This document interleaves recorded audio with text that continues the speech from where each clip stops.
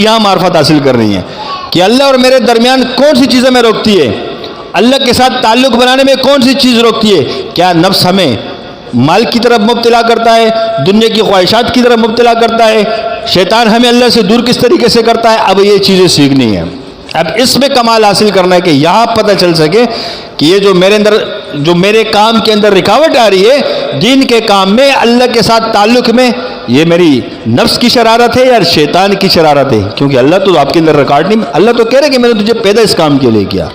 اب رکاوٹ کیوں آتی ہے؟ اب یہ معرفت سیکھنی ہے. ہم یہاں کمزور پڑ جاتے ہیں کہ ابلیس کیا ہے یہ سمجھ میں آ جائے. شیطان کی نورانی چالیں کیا ہیں؟ شیطان کے پاس 70,000 سے زیادہ نورانی چالیں ہیں. کبھی تمہیں دین بنا کر گھیر لیتا ہے وہ، کبھی تمہارے نفس پہ حاوی ہو کے گھیر لیتا ہے. یاد رکھو جب شیطان کا وار نہیں چلتا تو پھر اینڈ میں یہ اللہ والوں پر وہ وار کرتا ہے جس وار سے یہ خود تباہ ہو چکا ہے. شیطان سب سے بڑا عابد تھا، عبادت گزار سب سے زیادہ تھا. شیطان نے دنیا کی کوئی ایسی جگہ ہے نہیں چھپا کھونا جہاں شیطان نے سجدہ عبادت نہ کیا ہو. شیطان نے ہر جگہ عبادت. آج بھی شیطان اللہ کو تو مانتے ہیں نا، مانتے کہ نہیں مانتا؟ شیطان نے کبھی اللہ کا انکار کیا؟ نہیں، اللہ کو مانتا ہے وہ. شیطان کی لڑائی میرے اور آپ کے ساتھ ہے، ہمارے اجداد کے ساتھ ہے، آدم کے ساتھ اس کی لڑائی ہے، انسانیت کے ساتھ اس کی لڑائی. دشمن انسانیت کا ہی ہے. دشمن کیوں ہے؟ کہ جب اللہ نے آدم علیہ السلام کو پیدا کیا، کہا سجدہ کرو، اس کو اپنے نفس نے مبتلا کیا. کیوں؟ نفس کی باتوں پر آیا. اب اللہ کو دلیل دے رہا ہے تو یہ شیطان تمہیں دلیل بھی دیتا ہے. اچھا، جب کہیں دو بندوں کا آپس میں مناظرہ چلتا ہے، دو بھائیوں کے اندر جدائی پیدا کرتے ہیں تو دلائل دونوں طرف سے یہ دیتا ہے. جب یہ اللہ کو دلیل دے سکتے تم کس کھیت کی مولی یار؟ یہ تمہیں بھی دلیل دیتے نہیں، تو صحیح ہے، تو حق پر ہے، تیرا سامنے والا ٹھیک نہیں ہے. دونوں کے درمیان تفریق کر دیتا ہے.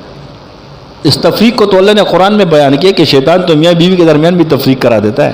شیطان سے بچ کر. بعض ہم کہتے ہیں نا نادان سے بن جاتے ہیں کہ ہم تو اتنا ذکر کرتے ہیں، شیطان ہم پر کیسے حاوی ہوتا ہے. نعوذ باللہ، شیطان جب نبی پر وسوسے ڈال سکتا ہے تو کس کھیت کی مولی ہوا ہے؟ آدم علیہ السلام جنت میں ہے، جنت میں شیطان تو نہیں جا سکتا، شیطان پر تو جنت بند ہے. شیطان کو اللہ نے اتنی طاقت دی ہے کہ دنیا میں رہتے نبی پر وار کیا، خیالات میں وار کیا کہ گندم کھا لو.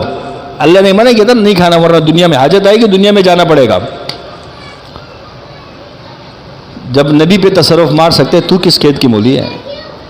یوسف علیہ السلام کے سامنے جب زلیخا آئی، جب دروازے بند کیے، زنا کی کوشش کی تو شیطان نے یوسف علیہ السلام کے دل میں ڈالا کر لو، لیکن فوراً رجوع اللہ کی طرف کیا، اللہ نے حفاظت کر دی. تو شیطان جب نبی کو وسوسہ دے سکتا ہے، خیالات میں ڈال سکتا ہے تو کس کھیت کی مولی ہے؟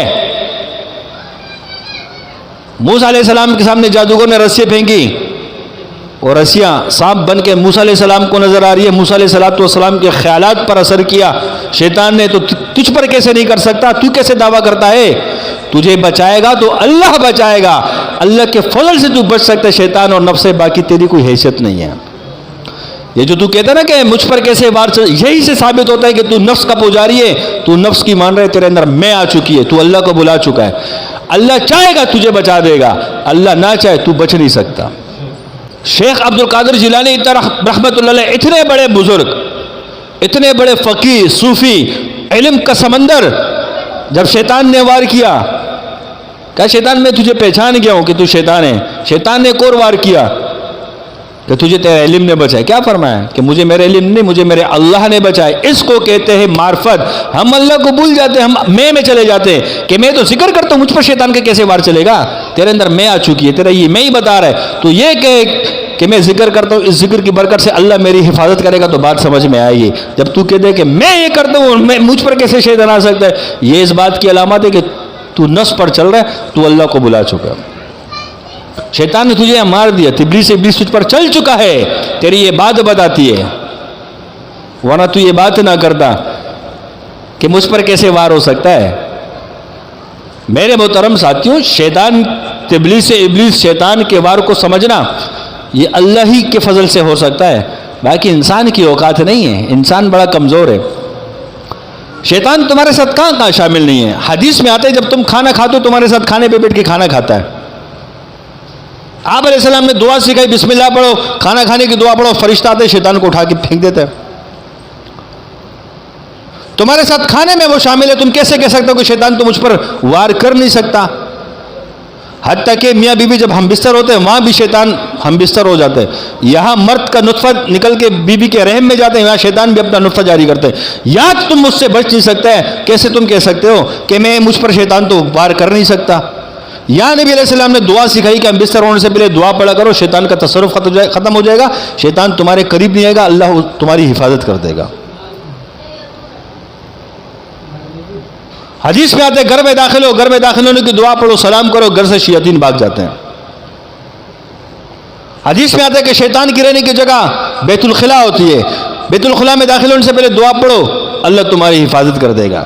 شیطان سے تم بستر پہ بچ نہیں سکتے، تم کھانے پہ بچ نہیں سکتے، تم واش روم میں بچ نہیں سکتے، تم گھر میں بچ نہیں سکتے. پھر کیسے کہتے ہو یار شیطان کہاں سے آ گیا، ہم پہ کیوں وار کرتا ہے؟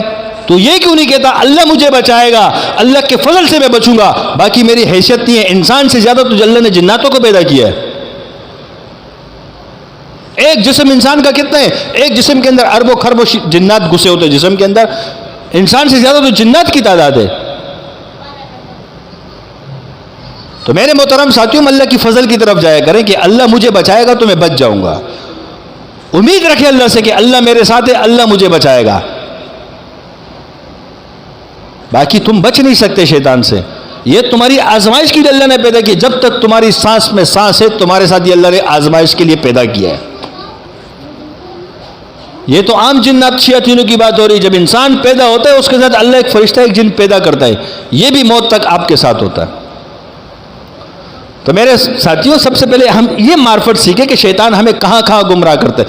جب شیطان ہار جاتا ہے پھر آخر میں وہ حربہ استعمال کرتا ہے جس سے وہ خود تباہ ہوا، برباد ہوا. سجدہ نہیں کیا، کیوں؟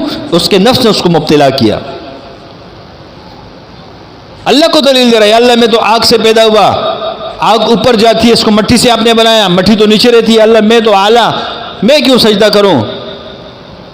دیکھو نفس کی مانی نا، یہ بھول گئے کہ اللہ نے مجھے کتنا بڑا مرتبہ دیا ہے، اللہ نے مجھے فرشتوں کا بھی سردار بنایا ہے، اللہ نے مجھے کتنے اعزاز سے نوازا ہے، اللہ نے مجھے کتنی طاقت دی ہے کہ میں دنیا کے چھپے چھپے میں جا کے جہاں عبادت کرنا چاہوں کر سکتا ہوں. لیکن نفس کی مانی، انکار کیا ایک سجدے کا، مردود ہو گیا ہمیشہ کے لیے. اب شیطان جب وہ تبلیغ ابلیس میں ناکام ہوتا ہے، شاذلیوں سے لڑنے میں ناکام ہوتا ہے، پھر اینڈ میں حربہ کون سے استعمال کرتا ہے؟ وہ تمہارے نفس پہ اٹیک مارتا ہے، تمہارے اندر میں پیدا کرتا ہے، حسد کو پیدا کرتا ہے.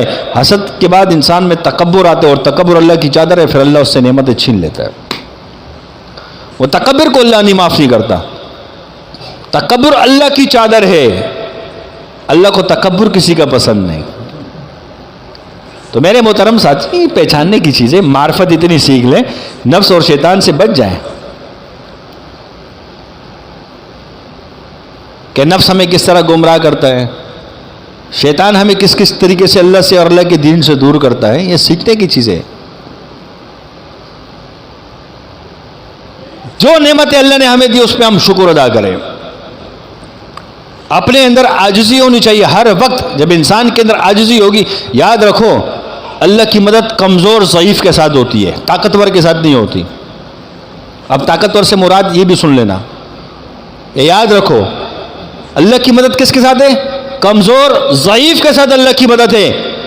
جس کے اندر میں اس کے ساتھ اللہ کی مدد نہیں ہے.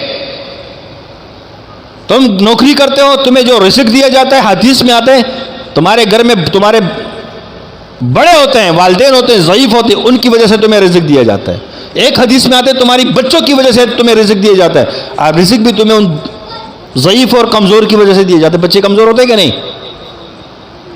بڑے ضعیف ہوتے ہیں کہ نہیں؟ تمہارا رزق تمہیں اللہ کمزور اور ضعیف کی وجہ سے دے رہا ہے. تیری حیثیت کیا ہے؟ تو اپنے اندر عاجزی پیدا کر. یا اللہ میں جو